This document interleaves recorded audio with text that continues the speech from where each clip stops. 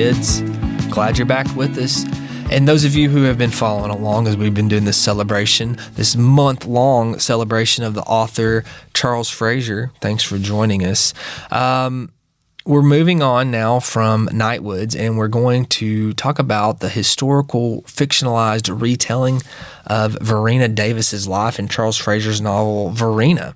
Nathan Aaron is sitting down with me again, and I was surprised a little bit to find that he says that this is his favorite Charles Frazier novel. I really did enjoy Varina, though, so I can't knock him for that. I mean, I enjoy all of Charles Frazier's stuff. But with Varina, it kind of took me a minute to get oriented again. It was back to the vignette storytelling that he liked to do in Cold Mountain, where we would have like a flashback and we would a memory would come back and Varina would retell that. And it took me a minute to kind of get oriented with that. Sometimes, for whatever reason, it's probably my mind, but the way that it works. But I get a little lost when these vignettes hop around. I know that I talked about that in the novella Train Dreams as well, that we've talked about in the Month of Frazier. But once I kind of had an understanding and things got a little bit more linear, I really did enjoy Varina. It gave me a new idea or a new perspective on a character or a person from history that is in this area that I'd never heard of before or really paid attention to. But we are going to talk about some things with Varina, even though this is Charles Frazier's, again, fictionalized retelling. Is the character in the novel using these chances with her retelling of these stories with her adopted son as a chance of redemption, maybe to change history a little bit? These are some questions that we're going to talk about in this podcast, because it's something worth mentioning. When you come with these Civil War novels, and the authors that we read, I feel like, don't sugarcoat the Civil War, but it's also, there's an odd area, an odd gray area, because most of the authors that we read with these Civil War stories are from the South.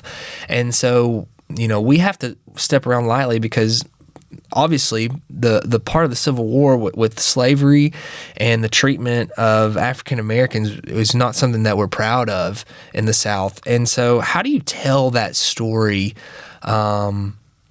without making that seemed heroized or making that seem celebrated? And that's something that we're going to talk about also in this podcast. So I hope that you enjoy it. Nathan Aaron, again, is sitting down with me, and we are continuing the Month of Frazier with Charles Frazier's Varina.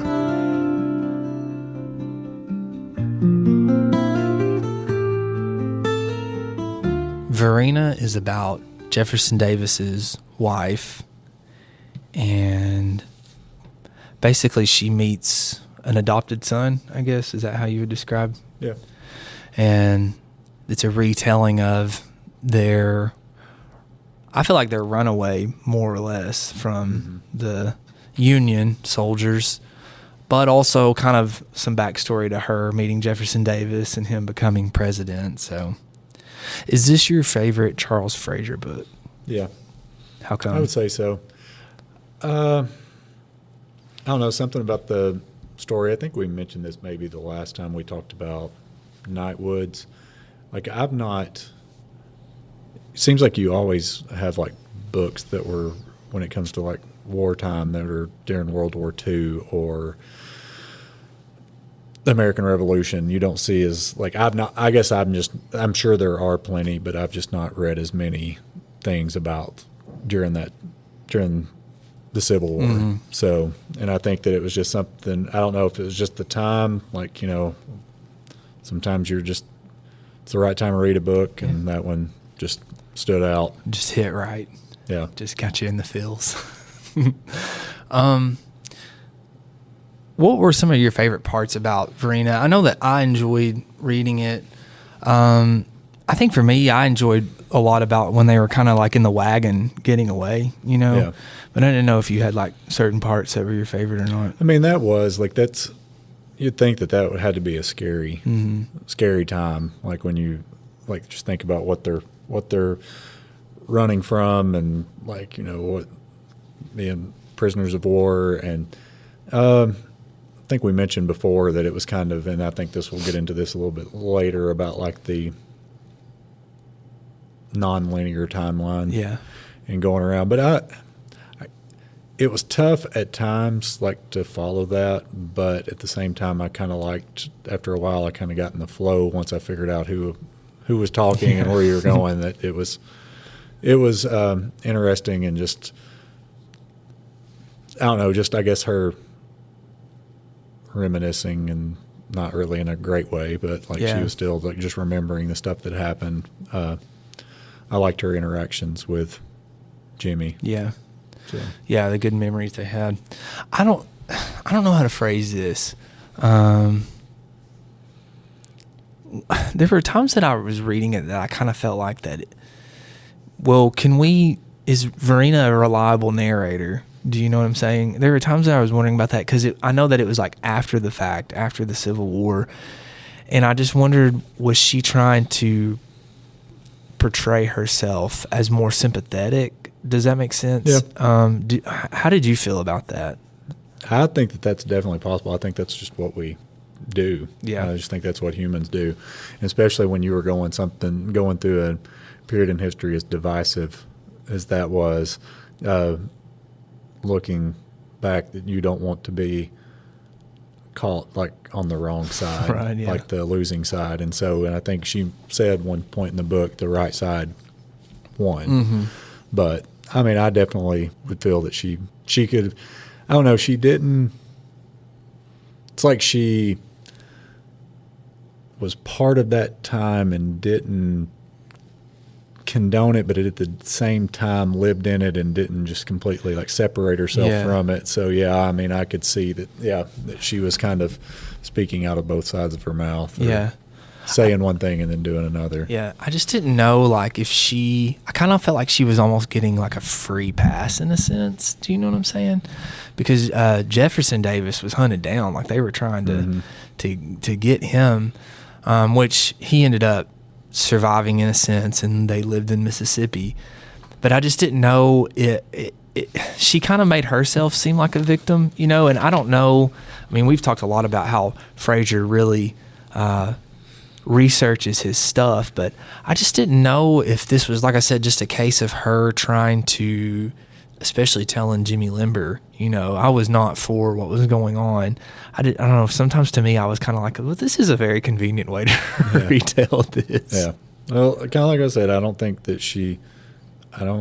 she was necessarily just fighting against it. Like she may not have been vocal about it, but I guess her silence on like certain things and her just like non-involvement made her involved, or not wanting to be involved made her be involved. Yeah. I don't know. I just had a hard time thinking about it sometimes because I tried to do some research on her as a person, but I couldn't really find like anything definitive as to like where she lay and stuff.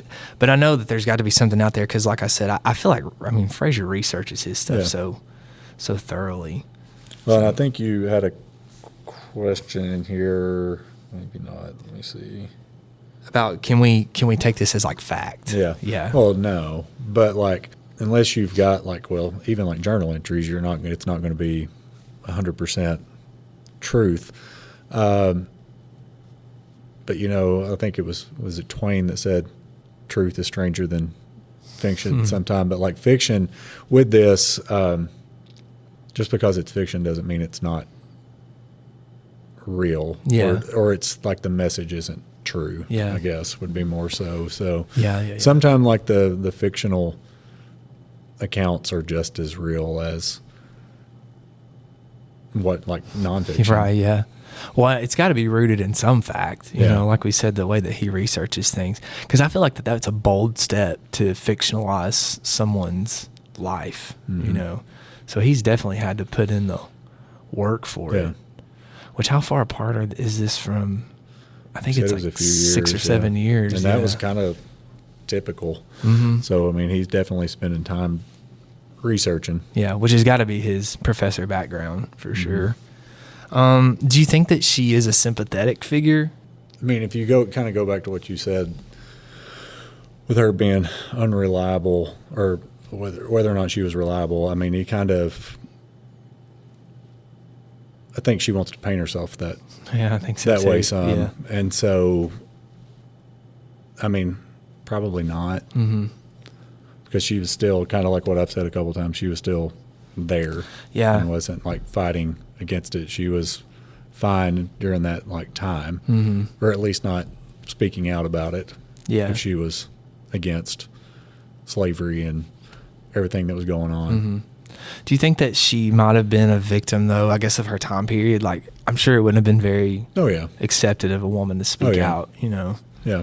So maybe that's I know Crockett talks a lot about how we have to examine maybe why there wasn't a voice there, you know? So maybe that was something that Frazier was trying to point out, was this was someone who was restrained because of her time. Maybe if it was a different time period, this could have been different, you know? Well, and you even look, I mean, up until probably recent history, that would have been the fact, because like if you look back at, I've been reading a book about, kind of off and on, it's a difficult read about Jesus' resurrection and like about like the stuff that you can look at as far as like historical accounts and stuff like that. But, you know, one of the things is in certain accounts, like women were the first people to see the tomb. And so, you know, you've got some things that they will say that like men actually were, like, you know, the Gospels will actually, there's certain things that say, well, the women were the first and then men. And so like, did they leave like that part out because the women were not considered reliable during that time? So I think it's up until recent history that could have been the case, because if you look at it, I mean, that was 200 years ago. Yeah. And so it's up until recent where you wouldn't have, in the last 50 to 60. Isn't it too, when the women come back, that was one reason that they didn't really believe them, is they were women? Yeah. That's crazy, isn't it? Yeah. I can't remember who it was. It may have been Francis Chan, who they talked about how it was kind of neat how, I guess, God chose these women, because like you were saying, they would not have been believed at the time. And I want to think that it's and I can't remember the guy's name. He's on YouTube all the time, where he's like at these colleges and they're asking him questions, like atheistic questions, and he's do you know who I'm talking about? I can't remember his name. Is it Strobel? No, it's not Strobel. I'll have to look. I listened to his book, I think, last summer. I don't know what it was called. I'll have to look. I'll see if I can find it here in just a second. But anyways, that was one thing that he provided as evidence to why this would be real, is because why would at that time period? Strobel? No, I know it wasn't Strobel. Wasn't like the Case for Christ? No. I wish I could remember the guy's name. Is it the God's Not Dead book? No, I've got that one up here.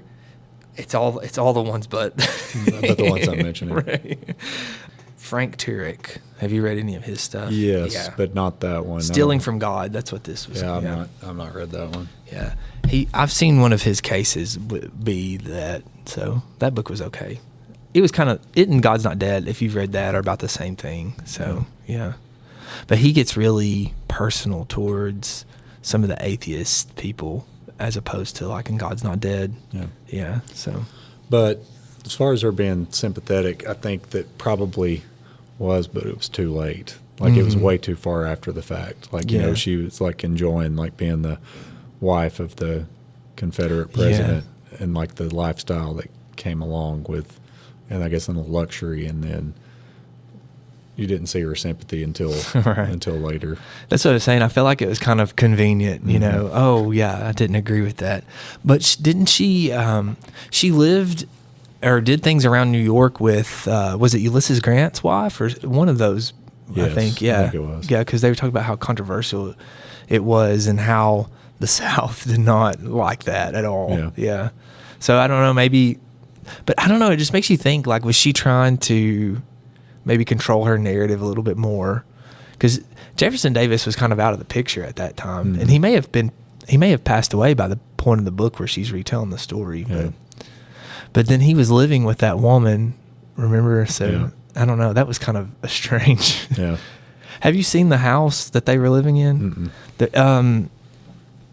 It's a pretty house. It's like right on the Gulf. It's pretty cool. So they've made it into like a historical site, so you can go visit it and stuff like that. But yeah, it's neat. Do you think a relationship can survive, especially in the modern era, if you don't agree politically? because I think that's kind of, to me, Varina was trying to show that she didn't necessarily agree politically with everything that Jefferson Davis was. It was kind of I ended up with this guy and he ended up becoming this figure, and I didn't necessarily agree with every step that we took along the way, because it did seem like to me it was a strained marriage, based on the book. So I just didn't know. That was something that I thought about while we were kind of putting some stuff together. Is, do you think that you can survive a relationship, especially in modern era, if you don't agree politically? I think you can, but it's going to be really tough. And I think that we're so tribalistic like now, and like that's to me, like, you look at like sports teams, you look at religious affiliation, stuff like that. I would say that that's the one that's the most dominant, like right now, and because there's not a lot of middle ground. You're on, like, you've got, I would consider probably both of us are more in the middle, maybe lean one way or the other, but like your extremes, I don't see how that's possible. But like if you're on like opposites, but just don't think that just don't believe that you make politics the end all be all. Yeah. But I think people now do. Oh, for yeah, sure. absolutely. Yeah. I don't know. It's crazy. I just wonder too, like if during that time period, if that's kind of how things were. Well, Crockett and I just got finished reading a book about Champ Ferguson, which it was a fictional retelling too. But that's kind of what his family did to him. He sided with the South, and they were a Union family, and so his mom showed up and said, "You're dead to me," So I wonder if during that time period, if it was so as volatile as it is now, And I think it had to be pretty volatile. I mean, they literally fought each other. Yeah, but I guess like it was more, I don't know, you just didn't have the media, stuff like that. I mean, you got by word, I guess, newspaper, like print, like type stuff, but like I don't know. It's just, I'm sure it was there. I mean, they actually fought each other, but I guess in some ways, yes, like it was more violent that way. Now people, I mean, there is violence, but it's more yapping. It's kind of crazy to think that during that time period that it boiled up that much that they literally got into a fight or a war, I should say. For years, yeah, multi-years. To me, it's interesting. He's got two Civil War novels, Cold Mountain and Varina, and Cold Mountain is kind of like from the poor farmer standpoint, and Varina is told from the rich person standpoint, and it's just kind of interesting that he's got these two juxtaposed against each other. I wonder if that was intentional. I don't know. I think he just likes that time period. Yeah. Because 13 Moons is set, I think there's a stretch that kind of goes through the Civil War just to an extent, so maybe that's just his favorite time period. But how did you like it compared? Because I think that it was similar to Cold Mountain in the vignette style. How did you like that compared to that? Like I said, I liked this one, and like I really can't like pinpoint like what it was that was so great. But did you like the vignette though? Like that was something you and I had talked about. I had trouble kind of pinning down an accurate timeline, but I know that you said once you kind of figured out who was who, that didn't really bother you as much. And I did feel like towards the end of the book it got a lot more linear, because she was kind of getting towards the end of her life and things were happening. But there were times that I just was trying to figure out where exactly in this timeline are we. Yeah, I mean, I think we mentioned that during the Nightwoods one. But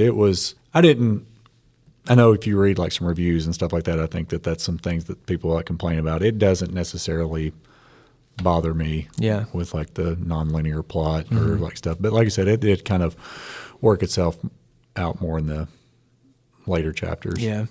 I think the difference for me between it and Cold Mountain with the vignettes is Inman would see something that reminded him of home, and then you would get that retelling where basically Jimmy Limber was just kind of like, tell me about this little story. Or, do you know what I mean? It was kind of just like randomly dispersed, as opposed to where, like I said, Inman would be like, oh yeah, this reminds me of Cold Mountain. Yeah. and go back and tell it. So why do you think like this is not anyone's picked it up for a movie, but they got Cold Mountain? I think again it probably goes back to the Regent's original kind of like book. I mean, I know he's sold lots of copies of like all of his books, but it's not like super well known story as far as like for this novel. I mean, I don't know how many copies books sold, but I don't think it's in a lot of Yeah. a lot of hands. She's probably such like a niche character too. Yeah. Yeah. Like people in the South or maybe historians would be And interested in. well, and then like who would go see it? Like, That's true. what would be if like, is this going to be a thing that's praising that time period or her or Right, what, yeah. like what's your, like, what's your motivation? I mean, people are going to not even watch it and boycott it just because of the character and the time period. That's regardless true. of what it would. So, I mean, I think it's probably like some of his other ones. It's not as, it's kind of obscure. I think the Civil War story, especially from the Southern side, is such a tough one to tell because you don't want to seem like you're creating heroes from this time period. But I mean, I do think that there are stories to be told from that are worthy of being told. But yeah, I think especially when you're fictionalizing it, it's really hard because you have to have a protagonist, a main character. They don't always have to be good, but I don't know. That's very tricky. That's something that we've been talking about with the Champ Ferguson book because he's the protagonist and we know his history. But I don't know. It's just this fine line to walk because you've got this incendiary character. And are we heroizing him or not? I don't know. That's a tough story to tell. Yeah. And it goes in with like her. I mean, you can see that it like she is a sympathetic character, like we said, but like, was it a little too, like, did she speak up a little too late? Yeah. Anyway, then that goes in. We've already kind of answered that. Yeah. I don't know. I guess I never really thought about her being a reliable narrator until we really started talking about it because I didn't really question, other than me saying this is kind of convenient for you to be going back, but I never really questioned anything else about it, but I think you definitely could question her. I think that would be just about anybody. And they always say history's told by the victors. So, Right, I mean, yeah. In this case, she wasn't the victor. But yeah. But in a way, I think she kind of won over her husband. Do you know what I mean? Yeah. So she got to retell that story as opposed to him. What did you think about Jefferson Davis? I know that for me, which I mean, obviously he's not a popular figure for us, but I didn't like him very much. Yeah, he was hard to. Yeah, he was hard, and I guess I mean you had studied like stuff about him and knew just kind of vague things about him, nothing like just general like things. President of the Confederacy, not much, but yeah, he was a very unlikable dude, and like I guess and then, like, looking at his later years, like when he was sickly and like stuff like that, I guess, like, I could see that. But I never. But even during then, I was like, I never felt sorry for him. I didn't. No. Well, he always did basically whatever his brother told him to do, right? Yeah. And then he left Richmond with the Treasury money, which I kind of thought was sketchy. Yeah. And then, I don't know. I think my biggest problem I had with him was he could have gotten on the wagon with Varina, but he was kind of like, no, I'm going to separate myself. Yeah. I didn't like him. Yeah, he was. I think that he did not make him a sympathetic character. No. And then, like you said, when he was living on his own in Mississippi, he was kind of like, oh, well, this woman I've been shacking up with, she's just taking care of me.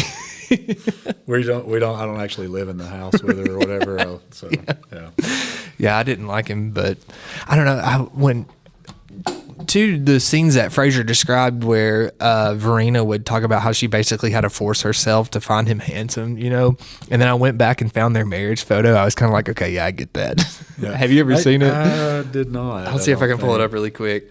I found the photo. There's a photo that he talks about in the book, and I was just looking through photos, and I was like, oh, yeah, that's it. Let me see if I can find it. Here's her wedding photo. I think that this is it. Yeah. That's the wedding photo. So I was like, okay, I can kind of see how I would have to force myself to to like this guy, especially his later years. He was. Oh yeah. Yeah, he was very misguided. Mm-hmm. Like you could tell. Like I mean, he was very self-righteous and. Oh yeah. Like he was not abandoning his cause. Yeah. During that. Just not a likable guy at all. No, he wasn't. Not a likable guy in history and not a likable guy in the book. He was not painted as sympathetic in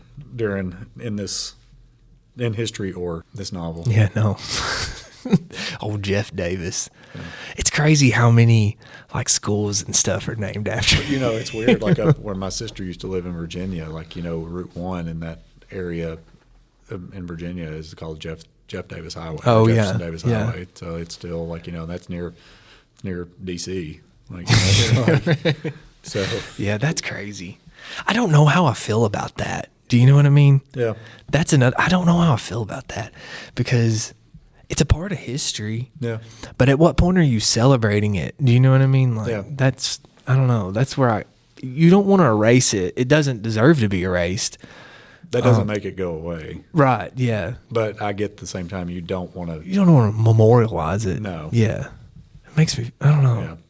This is just like a tough question, you know? And I think people just think it's so easy to answer, but yeah. I felt like in this one, again, we had another example of the unattainable love for our protagonist in a sense.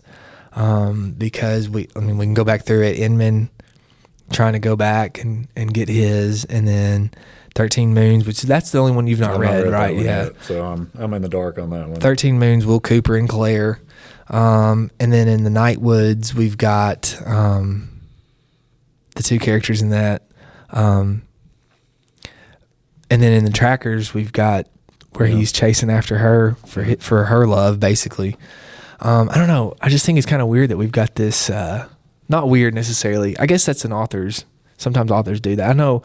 I'm reading another John Ely book right now, and you can already tell there's going to be another love triangle. In just about all of his books, there's a love triangle, you know. So I just think it's kind of interesting that he's got this unattainable love. I wish I could remember the guy's name that I've been looking for it. Look again. Was he like the secretary of? He was like the Secretary of War or something like that, wasn't he? Maybe. I know he was in his cabinet. I did feel like though that she kind of gravitated to him more naturally than she did to Jefferson Davis. Do you know what I mean? And it was I felt like it was kind of like a thing there in the Gray House, where they knew that they both had a thing for each other, but they both couldn't really do anything about it. Yeah. And I almost think that she preferred having him with her when they were, I guess, on the run in their wagon as opposed to him, you know? Yeah. It's kind of like when you're, like, it made me think, which you didn't necessarily have to have any type of resolution, but whenever there's a character introduced in like a TV show or something like that, you're watching and it doesn't resolve itself. I'm like, well, what was the point of this character? But like, I mean, there was, but there was never any other really mentioned resolution. I mean, we can't even find what his name was in the book. So I know. I don't know. Well, he was there too. He was trying to calm things when the two guys that hitched up with them were. You remember they were in that. They came across that family and they ended up killing them. And he was trying to. Burton. That's it. Yeah. Yeah, Burton. What's his name? Pennyman. Was that it? Oh, I don't know. Oh, that's Burton's his first name. Yeah. Yeah. Burton is it. Yeah. Yeah. Yeah. Her and Burton. I feel like she definitely was wanting a relationship with him more so than with, but I don't know. That makes you think about too at the end there, we were talking about Jefferson Davis not being very likable and how I think Varina stayed loyal to him even after the fact. And then when she kind of came across him in Mississippi and he was living on the property, caretaker. She was the caretaker. I'm living in the guest house. Yeah. I just happened to be over in the main house most of the day. Yeah. And night.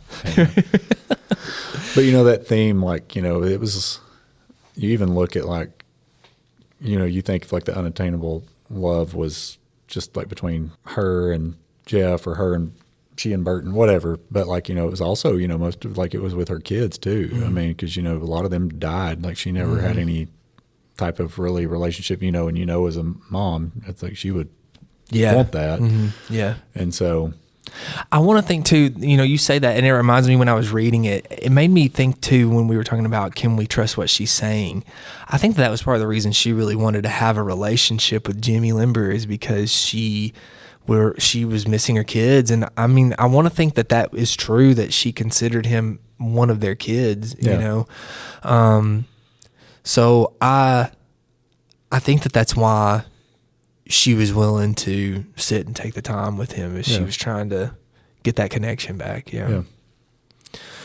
But the story about the kid falling out of the house, right? He fell out. That was tough to read. Yeah. That was just a tough, like that whole ordeal. Yeah. Well, I all the kids. think that's something I do appreciate about Frazier with the Civil War stuff, though, is he doesn't really sugarcoat it. You know, I mean, there were some scary times where I guess almost like the Home Guard were out looking for Varina. There was that bounty for them, you know, and she had at one point Judah Benjamin with them, and Burton was in the cabinet, and I feel like they had someone else that was a part of the cabinet too, and they were on the hunt for them for that bounty, and you know, they had to like wear the different clothes and put the disguises on, and they went, was it Mary Chestnut's house that they hid in for like a night or two, and it was just a tough existence.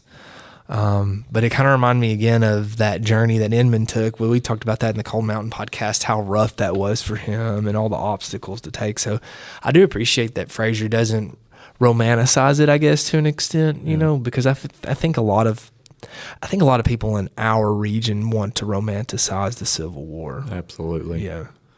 I can't remember where I was. Ashley and I were driving somewhere the other day, and I don't remember where it was. And I was like, we saw like, I don't think it was in White County, but I'm not recalling where we were. And that's all two Confederate flags like waving. I was like, it's insane, alive isn't it? here. Yeah. Like, so.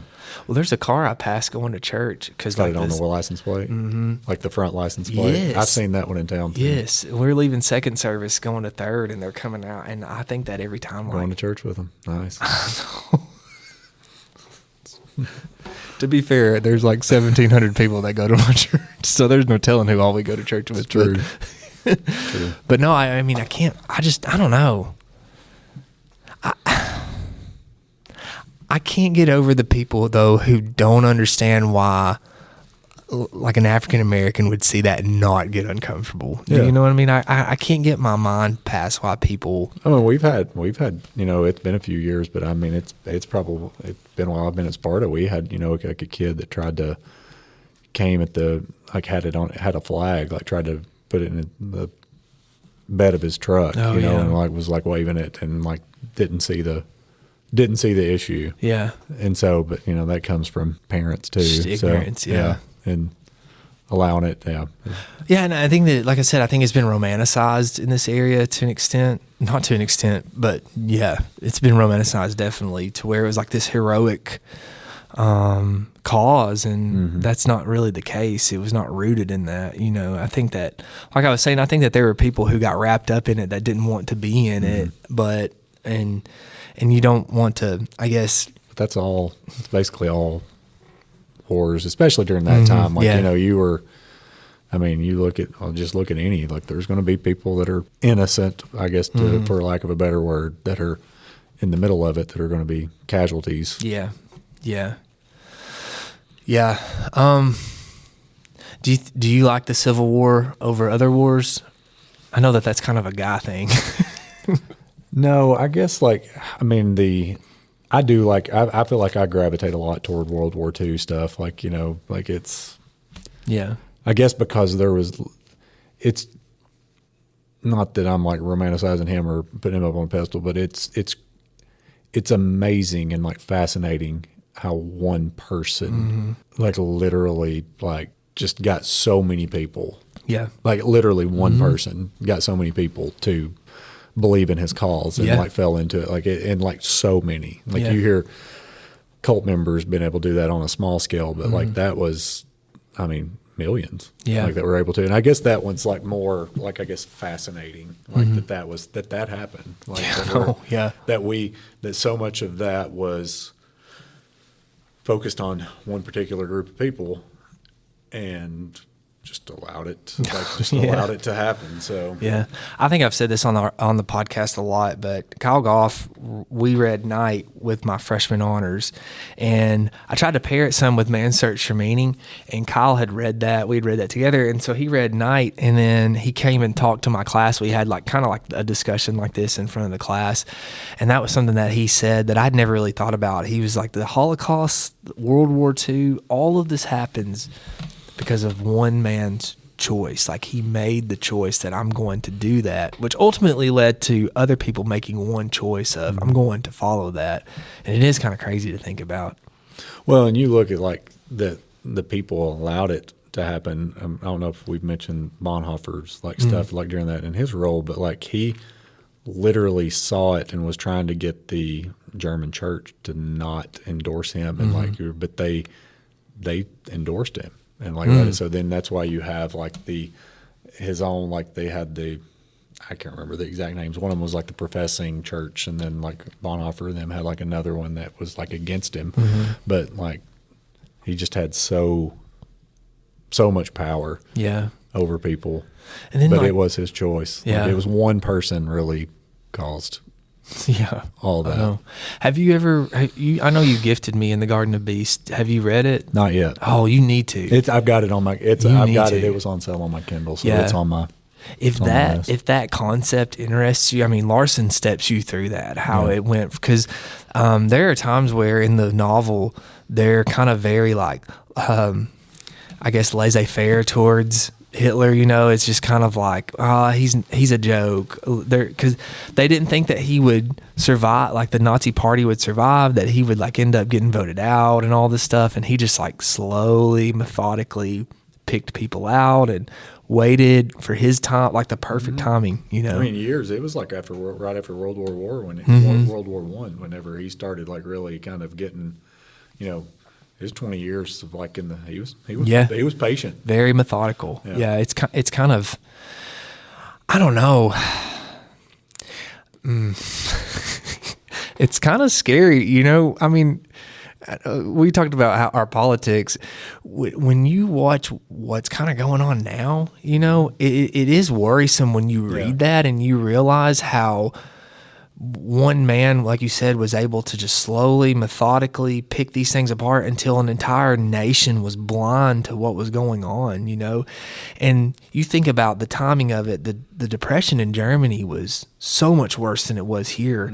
And they were so desperate to have a national hero. And he came on saying, hey, let's bring back German pride and let's bring back all of these things that we should be proud of as Germans. And they were starving for that. And so that's why you hope that term limits you hope so much like regardless of what, like, it's just like you got term limits, and then it's one good thing about like how you've been in the US, like there's usually it's just you go too far one direction, the other side brings it back in, and then hopefully like when it goes to one side you just go like it's just, I mean, you've gone throughout like the history of the country, and that's basically what's in the 250 years, like I just think social media and like the 24-hour news cycle has made it so that things are so extreme. Do you know what I mean?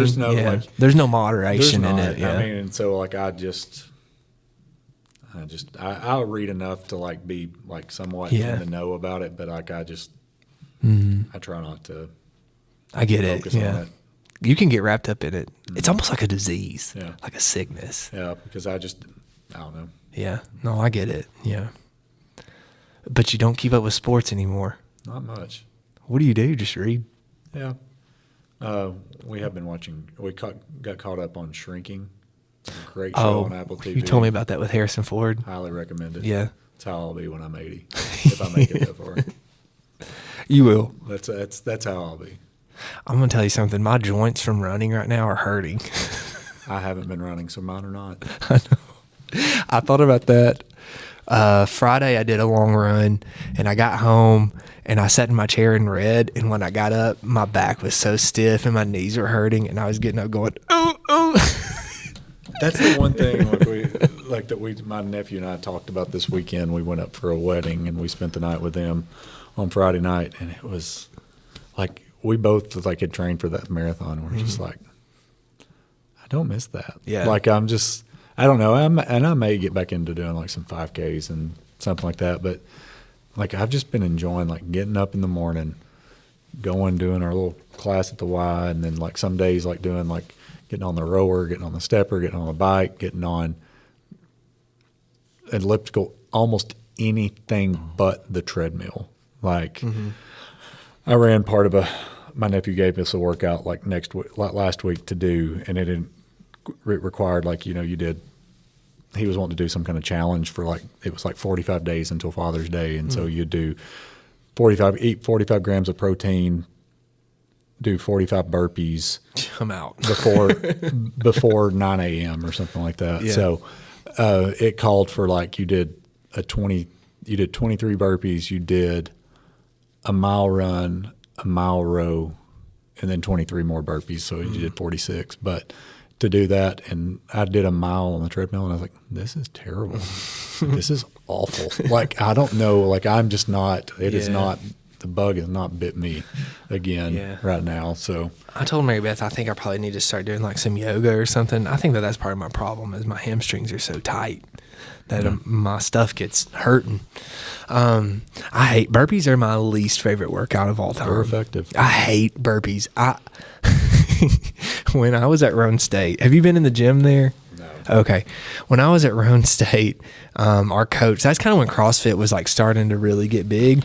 Well, that was our strength and conditioning. We started doing CrossFit, and that's so burpee heavy. And we went, before I went with a couple guys that I hung out with in my rotation, we went to Taco Bell before, and they were like, try this chicken soft taco. And I was like, guys, we're about to work out. I'm not doing this. And I ended up eating it. And so we go, the women were playing a game, and the athletes' like workout space was in the top floor of the basketball gym. And so we're up there working out, and the women are playing, and we're doing burpees and all this stuff. And I'm laying down, and I was like, I'm about to throw up. That's why it's called a burpee. And I went out and wasn't even thinking. Found the closest trash can, and I'm up there just like as loud as I could be. And I looked in the middle of the game, and everybody's just staring at me. I was like, sorry, guys. Don't mind me. And ever since then, I've hated burpees. So I don't know.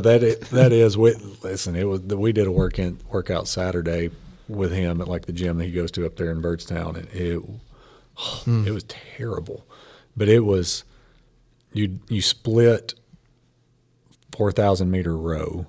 So we each did 2, but we would do 500 and alternate till we got to 4, and then you had to do 100 devil presses. What are those? Which is a burpee, but you've got the dumbbells. Oh, you okay. set them on the ground. You need that. You do the burpee, and then when you stand up, you can either do like a clean and press with the dumbbells, or you can do like can't remember what it's called, like where you just like you get it and you just swing like up. Yeah. And you split 100 of those. Oh yeah. So we each did 50, and we were doing in increments of 5. Listen, I was doing 20. He did 35-pound dumbbells. And I was like, I ain't doing that for 50. I said, so I think I did 25 or 30. Is your nephew Jack Daddy? Not really, but I mean, I did 25 or 30, and the last 15, like I felt like I was throwing 100 pounds. Like that's what it felt like, how heavy it was. I don't know that I could. And then you had to do 4,000 meter row split again. Listen, that workout took, because the 4,000 meter row took about 15 minutes, 16 minutes, somewhere in that neighborhood. Maybe not that much. Yeah, probably about 17. Did that twice, so that's 34 plus the burpees. I mean, it was like a 45-minute workout. Man. It was taxing. If you did that every day, what do you think your physique would look like? So much of it, you got to eat a little better. Yeah. That's my problem. The base of the. I mean, I like a good Taco Bell. Yeah. Cheesy gordita crunch. We're probably going to Steak and Shake tonight. Really, I didn't know anybody still ate there. You're the first person I've heard say that they've eaten there in the last 10 years. Well, so far it's the only thing that's not been affected by the terrorists. So I don't remember the last time I've eaten there. I mean, I'm going to go out and say Ashley and I have been together for the better part of 10 or 11 years. We've never been there. Really? I'm trying to date it, but I'm going to say I'll say 15 years. Wow. And I don't remember when. It had to be the one in Cookeville. Yeah. It's good. Yeah. Mary Beth and I went there, and it was $15. And you're the only two people in there, right? Yeah. Well, we went through the drive-thru. So And we were the only people. And they were like, drive-thru. "Oh, thank you. We're about to shut down. We're about to close down for the night." I can't figure out if IHOP's still open or not. I heard they filled their house. Last time we went, it's been a few years ago. It was awful. Yeah. Awful. That's what I've heard. But we don't go to Cookeville that much anymore. We like all the places here now. I mean, we got good places here now, yeah. There's nothing in Cookeville that I like really more than like Phil Ty, which there is one in Cookeville. But, yeah. And the hibachi place is not terrible. Yeah. Not terrible. And we have El-Tap. El-Tap. The Mexican restaurant on the mountain. Oh, yeah. Is it good? Casa Marina, maybe. I think that's what it is. It's good. They have a Mexican pasta. Ooh. I bet Mary Beth would like that. Great. Yeah. And a chocolate chimichanga.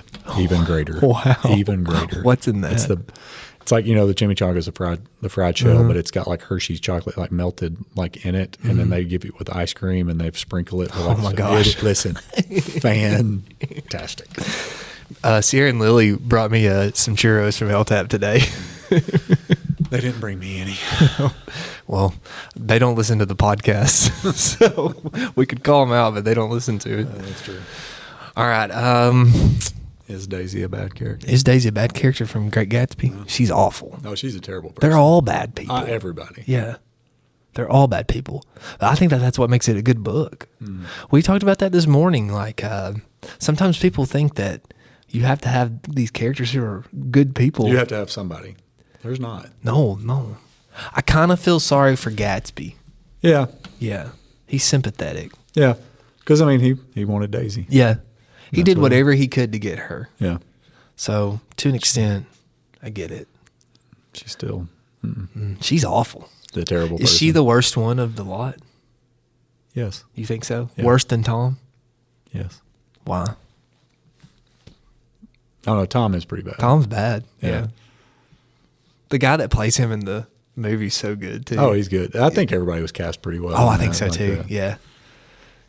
I told Crockett that I thought my favorite character that I guess would have been friends with the most would have been Jordan Baker. I agree. But he was like, no, she's just as bad as all of them. But I don't know. What would you rate Varina? Because that's what we're talking about. And we're back. It is the month of Frazier. What would you rate it 1 to 5 stars? I'd say, it was about a 4.5, so that's why I rounded To 5. rounded up. Yeah. I gave it 4 stars. Yeah. What about on the 1 to 20 psycho scale? What would you give it on that? So if let's see, I'm assuming you'd probably be like a 17 or 18, because 16 would be at the top of a 4. Yeah. 17. Okay. Yeah. I think I'm probably at like a 14 or a 15, because with the vignettes at some points I was having trouble like nailing stuff down, and I'm kind of like you. Towards the end I was really starting to enjoy it, but I think that's because I got into the linear structure. Do you know what I'm saying? Yeah. So, But then, I remember growing up, I used to love Pulp Fiction. oh, I've never seen that. Did you know that? Yeah. It's a lot. It's non-linear. Is it not? Oh. I've thought about sitting down and watching that with Mary Beth, but I know it's not a date she movie. wouldn't You need to like watch it. that one by yourself. It's terrible. Do you know what though? We watched The Hateful Eight, and she loved it. Really? Man. I was not expecting. Then she it. made. I don't know. I can't figure her out with her like. That's very likes and unpredictable. I know. Like that's not one. Like Ashley hated The Hateful Did she? Eight. Oh goodness gracious. I know. And Sam Jackson in that, he is awesome. Oh man, how much would you pay for this at McKay's? I know how much I paid for it, and I tell you what, McKay's I got it from Knoxville. Mm-hmm. Because it's closer to and Asheville. I got it for $1. Yeah, I think I paid either 99 cents or $1.99 on my Kindle Did for you? it. That's good.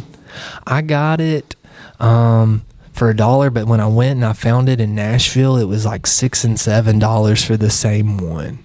Yeah. What do you think about that? I know what you think about that. I just want you to say it. Knoxville's better. Oh man, It is. I think I would. It's I like think everything else in Nashville. It's overpriced, except for the hot chicken. This is because It's worth there's every just penny. like the high quality. Everything in Nashville is like high quality, Terrible. luxury. My son-in-law even said last time when we were, this has been a few months ago, when we were down there and we said we were going by there, and he said, "Well, don't be surprised about the sticker price now." Oh, he yeah, said you yeah, get some yeah. sticker shock. So Don't and they've got a tax now for the new football stadium, don't they? Or am I wrong on that? maybe, I don't know. but yeah, Nashville's terrible. I love Nashville though. I don't know. You're so trendy. Well, I think my grandma was in the hospital when I was in 7th grade for about a year in Baptist, and so we would live in Nashville literally on the weekends. On Friday after school, we would head there and stay there until Sunday night and come home. So I think it got to where my parents were kind of like, well, we can't just stay in the waiting room all weekend. So we would like walk around West End and find stuff. So I think that's kind of where my love for Nashville came from. So it's my second home. That's my people. I still don't like it. Okay. I don't know if you're ready for this. This is my favorite segment of the show now. Crockett's invented this one. You have to say thank you as one of the characters from the book. Not happening. You won't even do it, Jeff Davis? No. What about a Burton? How do you think he would say thank you? Politely. Well, let's hear it. I don't know, I'm good. That sounds terrible. Like Crockett, what a weirdo. This has caused the most laughs, people doing this. It's been so funny. For the two people that listen. Which is me and Crockett. What was his? Who did he have to? He started it when we did Devil in the White City. He did he did the guy that like created the fair, and then I did mine as H.H. Holmes. What was H.H. Holmes? How would he say it? I can't. Oh, he wanted me to look into his eyes and try to convince him that I was really thankful, and I was like, "Thank you so much." Because you remember how charming H.H. Holmes was. Yeah. I think my 1-2 Hannah did In Cold Blood with me, and I did mine as Truman Capote.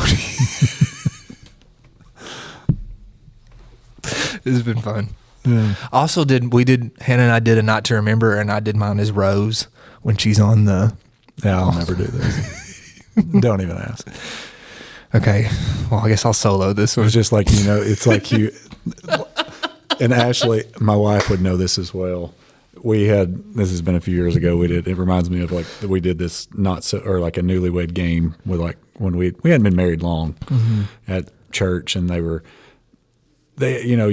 ask like you answer the questions, and then like you're out, then the spouse will answer what they think you answered, and you have to match them or whatever.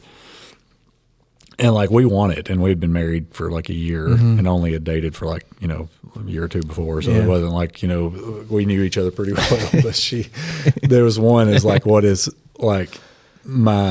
would be my favorite karaoke, like what would I karaoke to?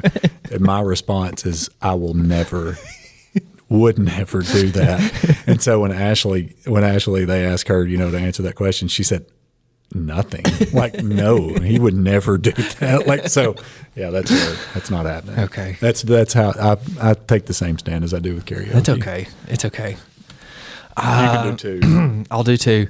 Okay. They're probably going to sound the same. All right, I'll do this one as. Is it like the Zoolander stairs, like the looks? Blue Steel. Man, I don't even know who to do. Blue Steel. I don't feel like there's like You really. better watch it on this one. This one could get. This one could get. This one could get you canceled. Yeah, I know. I'll do mine as Burton, and Varina's Just Kissed. And you just found out his name.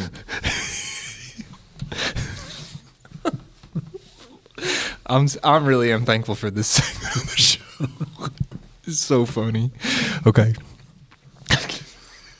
I don't have to kiss you, do I? Well, you can if you want to.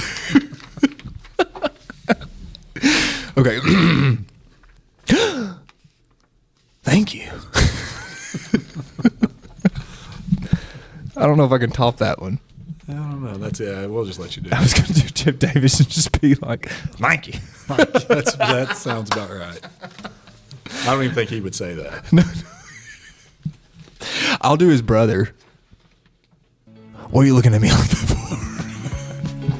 Yeah, I don't think Jeff Davis even I don't. said that. Yeah, he didn't say that. You're welcome. That's what you're welcome. You're welcome for me being here. There you go. That works. Thank you. You're welcome. Welcome. Yeah. Welcome.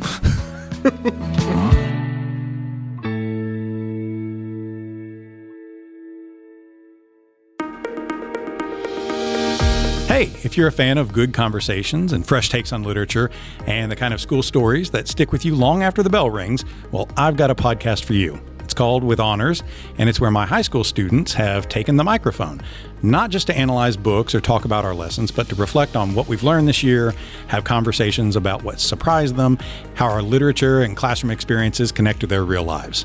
And we talk about everything from symbolism and Poe to the pros and cons of class pets, and all through the voices of smart, curious students who have learned to speak their minds.